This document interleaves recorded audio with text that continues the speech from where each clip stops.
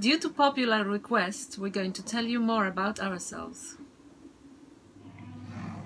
Okay, my job. Well, after leaving school, I joined the British Army. I went to the 2nd Battalion Royal Regiment of Fusiliers. And I believe it was this experience whilst I was in the army that gave me a taste for travelling. During my service, I saw service in, let's see, Germany. This was before it was unified.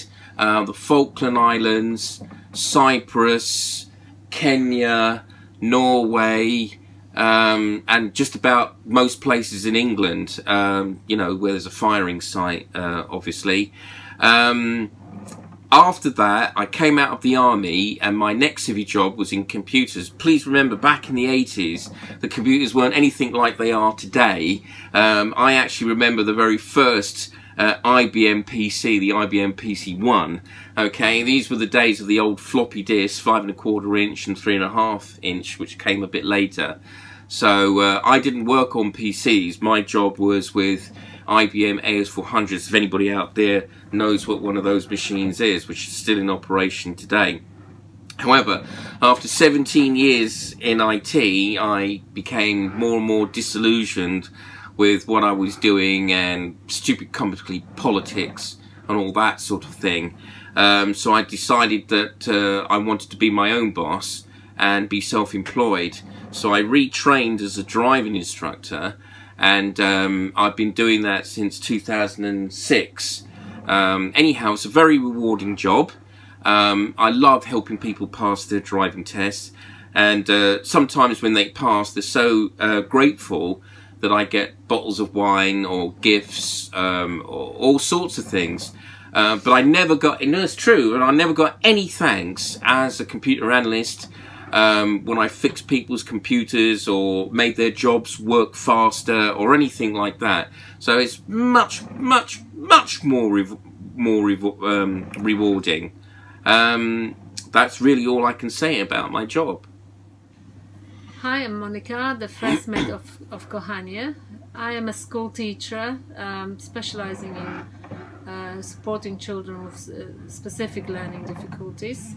I work in the inner city London, in a school in London, and I met Wayne in 2010. We got on pretty well straight away, basically. We had lots of things in common, and we felt simpatico and kindred spirits, so we got on well, and only after a year we moved in together. Little quirk of fate, that one. Which didn't make my teenage sons very happy at the time, but we got on together eventually, didn't we? Yeah, eventually. Bit strange. Things smoothened, and we lived, as we previously said, we rented a place for 4 years. Then when we bought the boat, Wayne moved to the coast, and I still stayed in London because my sons were studying at unis, and I wanted to make sure that they can support themselves. And now that my older son has finished, he's doing his PhD in physics now, and my youngest son is finishing this year. Whilst so, I'm proud of both of them, even though I'm not his biological father, I'm as proud as any father could be, seriously. Anyway, well, Max is doing quite well as well. Anyway, well, it's been 3 years really since Wayne moved to the coast, and I've been commuting and spending weekends here and holidays, and it's really taking its toll. I think it's time for me to move. And I'm Polish, and obviously when I grew up in the communist Poland, I didn't really have many chances to travel, and I did, and I always wanted to see the world. So hopefully now it will be our chance to see and visit new places, and this change of lifestyle will make it possible.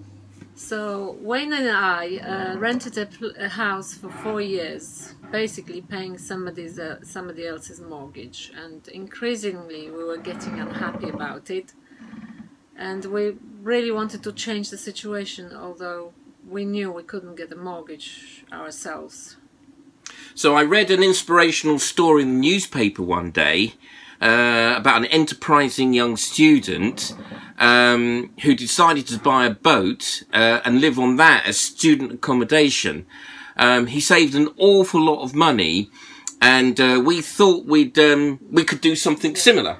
So we did some research, talked it over quite a bit, and then we decided that we'd buy a boat to live on, basically travel, live off the grid, so it's just a similar thing, but not quite the same.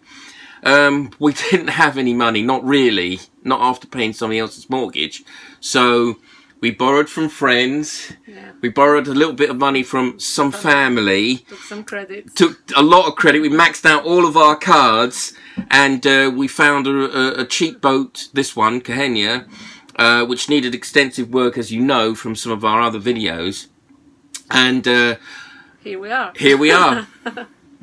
3 years later. The Matrix. Welcome to the real world. First of all, I hope all of you have seen the film The Matrix, and if you haven't, you can always go and rent it or look it up. I thought Monica and I would use this film as a reference as to why we're doing what we're doing, to help explain the change of our lifestyle. It's not the reason for the lifestyle change, but we're going to use certain references. So the question is really, do you live to work, or do you work to live? Well, like in the film, or the way the film was trying to explain, we believe that we've been working for the Matrix, that's all we're doing, pay bills, and then die, basically. There seems to be no enjoyment in between, or not much.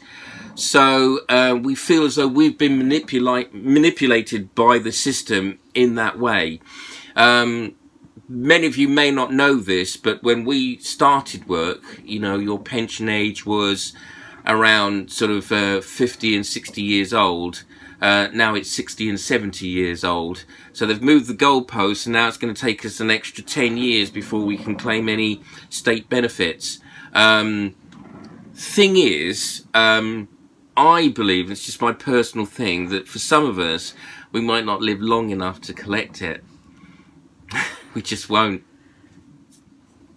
So we're not looking forwards to living in a care home, or if we're not in the care home, choosing between either heating or eating. So Wayne and I found an escape by luck, and because we have no permanent ties or family commitments, as our children are all grown up and can look after themselves, we decided that we're going to live off the grid. Yes, a story told many times, to be sure, told by many other people. But this is our story. Okay, our aims and goals then. I guess at our age, we'll be attracting a lot of interest of people of a similar age, but that doesn't mean that we want to alienate, you know, our younger viewers. We hope to be putting things in there to keep them obviously interested and, dare I say, educated. Yeah? So it is not an extended holiday. I mean, at first glance, some people might think it is like leading a luxurious life at the expense of others. But if anything, we're actually simplifying our lives. and to tell you the truth, we'll have to. Well, we'll obviously have to work hard to keep it going. The Kochanie will be a working boat, so we hope to perhaps attract some people to use the boat for training purposes, building up the sea miles, and I don't know. Maybe we'll go on a trip to France or Spain or Portugal, and they just want to come with us just for one leg or the whole entire route, something like that. Do remember, Kochanie is not just our home; she's a working boat, or will be a working boat. That's the idea. That's the idea. So we'll still be working and paying the bills, I'm afraid. Our health. If you only knew me when I was in the army, I was super fit. Trust me, I was. You probably won't believe. Well, I say you won't believe, but you can see me now. I don't look anything like the picture. I wasn't too bad as a computer analyst when I was working in the city, but over the years, as you get older, you can, and I did, let myself go. I also had a very poor diet. I believe I'm a bit better now. As a driving instructor, you just don't get much exercise, and I put so much effort into trying to earn money. I was just so tired. That's mentally tired, not physically tired. When I came home, I would just basically collapse, watch TV and eat bad food. Anyhow, being on board, just on board the boat, I get a little more exercise. Just walking to the boat, down the pontoon, into the car park, etc., etc. There's just more exercise. There just simply is. I know I'll still have to watch my diet, and I have made some changes. Really simple things like eating nuts and more vegetables, and not cutting out white bread now, any sort of brown wholemeal bread, that sort of thing, and that's helped. Our health. Alright, so if we're alone at sea, we're obviously going to need some first aid. Okay? So we've bought a first aid kit, and we're going to take some first aid lessons so that we can look after ourselves should there be an accident at sea.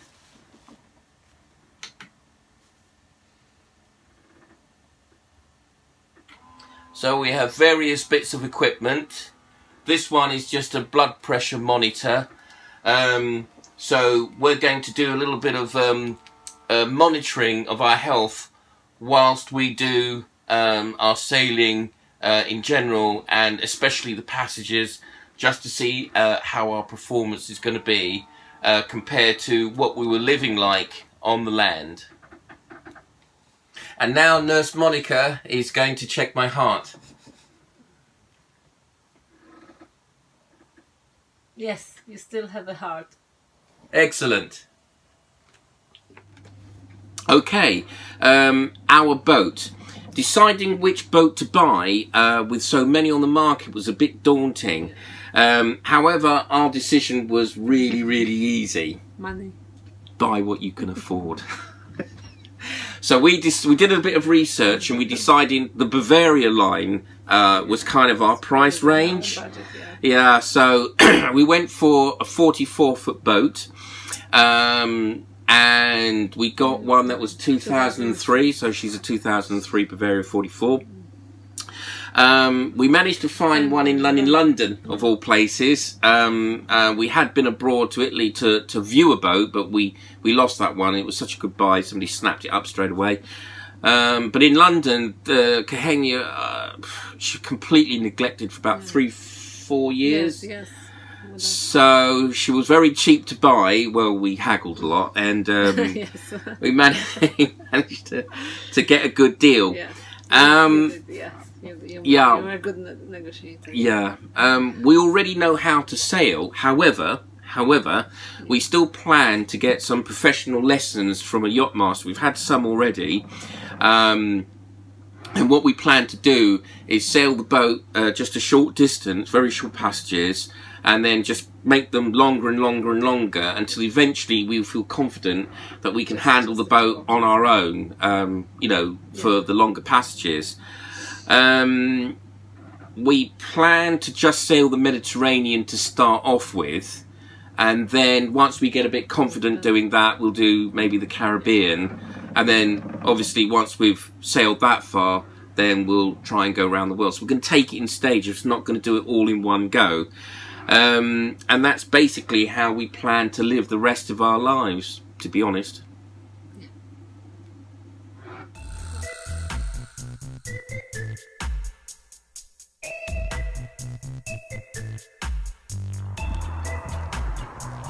Thanks for watching. If you enjoyed this video, please give us a like and don't forget to subscribe. Also, click on the notification bell so as not to miss an episode. If you'd like to gift us by either going onto our GoFundMe page or become a patron, I'll put a link in the description below. If you become a patron, you'll get access to some unseen footage, and also we'll put some cool stuff in there when we eventually get around to it. Do widzenia, do zobaczenia wkrótce. Goodbye and see you soon. Bye.